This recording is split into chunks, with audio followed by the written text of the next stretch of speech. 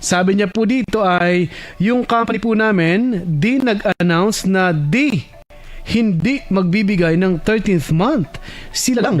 Alam, pwede ba yun? Sila lang ng finance manager ang nakakaalam.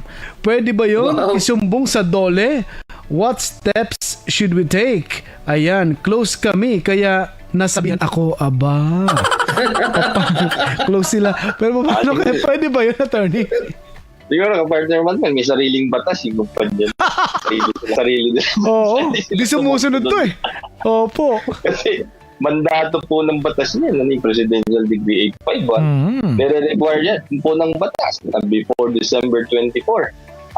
Regardless, kung anong klase ng empleyado ka, as long as ang sahod mo is more than 1,000, binigbibigyan po dapat, ang lahat ng empleyado.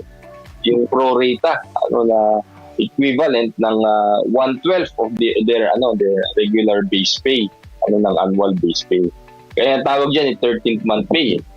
Kasi yung batas na yan, kapartner man din, it's intended to protect yung sahod. Kasi ang sahod ay nagkakaroon ng inflation. At the same time, pagdating ng December, gusto ding maramdaman ng ordinary mamamaya manggagawa ng Pilipino yung kanyang pawis, yung kanyang pagod.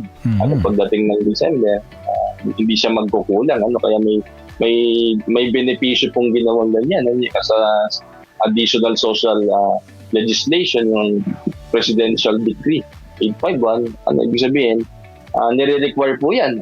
Bayaran po ng employer yung 13th month pay. Otherwise, may po yan, may kaukulang parusa po yan. Opo.